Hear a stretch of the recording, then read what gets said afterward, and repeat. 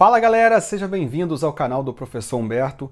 Vamos começar mais uma aula de História e o tema de hoje é a independência dos Estados Unidos. Bom, você deve estar se perguntando qual o fundamento de nós estudarmos a independência dos Estados Unidos? Bom, a primeira coisa que nós precisamos entender é que foi por meio dos Estados Unidos que outros movimentos que lutaram pela sua independência na América ocorreu. E além do mais, é claro, os Estados Unidos eles vão colocar em prática as ideias iluministas que surgiram na França durante o século XVII, século XVIII. Mas o fato é que a nossa aula precisa começar partindo do ponto da colonização. Então, fica aqui porque é claro da história.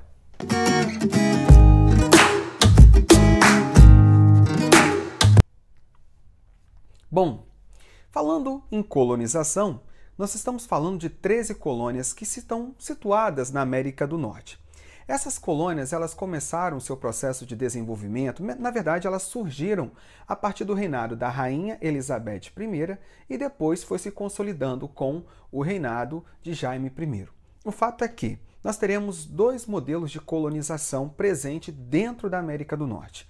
A colonização do Sul, que vai ser voltada para a exploração, tanto é que ali nós vamos ter um sistema chamado de plantation, aquele sistema de grandes extensões territoriais, focado num único produto, e é claro, vamos ter a utilização da mão de obra escrava. Sim, é aquele escravo comprado na costa ocidental africana, portanto, para ali ser utilizado como a mão de obra.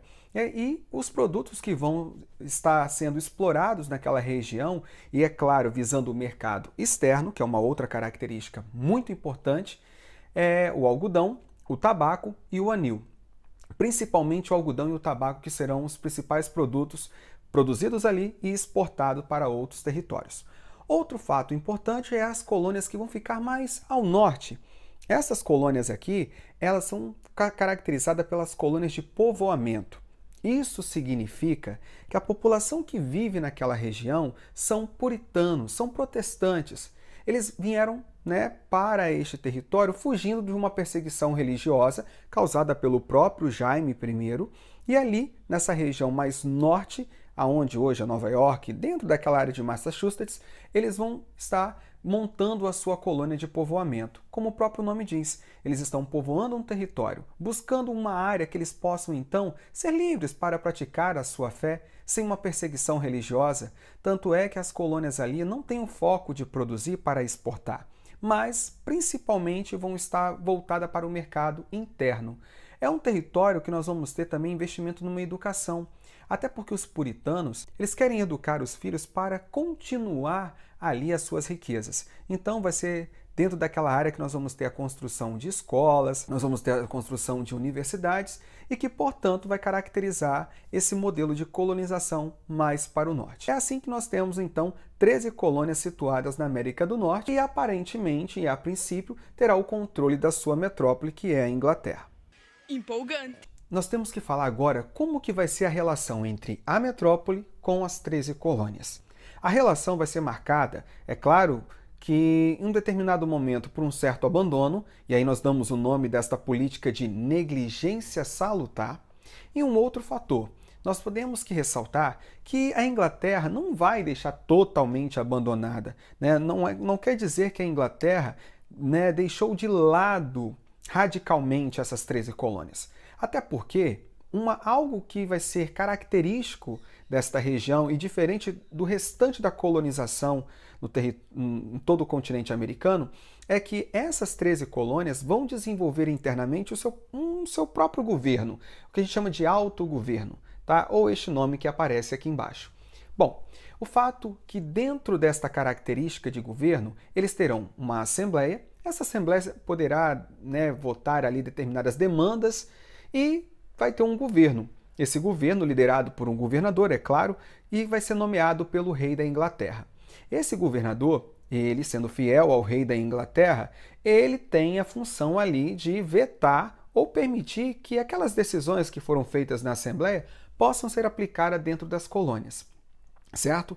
Se por acaso alguma daquelas determinações votadas por aquela Assembleia for contra a metrópole, ferir a metrópole, cabe a este governador vetar todas essas leis.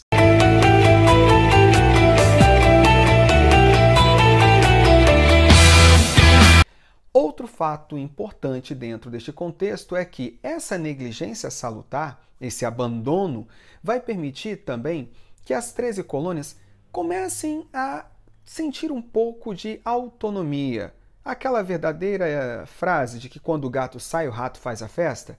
Então, essas 13 colônias elas vão acabar ficando livres. Eu tô linda, livre, leve, solta. Né? E economicamente vão começar a se desenvolver. Por quê? Porque eles vão, a partir desse momento, estar focado no comércio triangular. É algo que vai caracterizar a política econômica dessas 13 colônias. E eu explico para você o que é o comércio triangular. Usando navios próprios, os colonos do norte compravam melaço das Antilhas e transformavam em rum. Assim, essa bebida era levada para a costa ocidental da África e trocada usualmente por africanos escravizados. Os escravizados eram vendidos para o sul da América do Norte e para as Antilhas, de onde os navios voltavam carregados com mais melaço. Depois de ter visto o comércio triangular, de fato, o que provocou a Inglaterra meio que deixar de lado, meio que deixar livre essas 13 colônias? Dois motivos. O primeiro, não encontrou ouro, não encontrou prata nessas terras. Então, não é algo que desperta tanto o controle da metrópole inglesa. Outro fato, a Inglaterra internamente vai passar por diversos problemas. Vai ter a Guerra dos 100 Anos, depois da Guerra dos 100 Anos, a Guerra das Duas Rosas, depois da Guerra das Duas Rosas, nós temos uma reforma anglicana, e além da reforma anglicana, a Revolução Inglesa, né? A revolução que vai mostrar aí a força de um parlamento derrubando uma monarquia absolutista, transformando a Inglaterra numa monarquia parlamentar como é até hoje, que nós temos aí como símbolo dessa monarquia parlamentar, né, a figura célebre da Rainha Elizabeth I. Ah, agora eu entendi! Agora eu saquei! Agora todas as peças se encaixaram!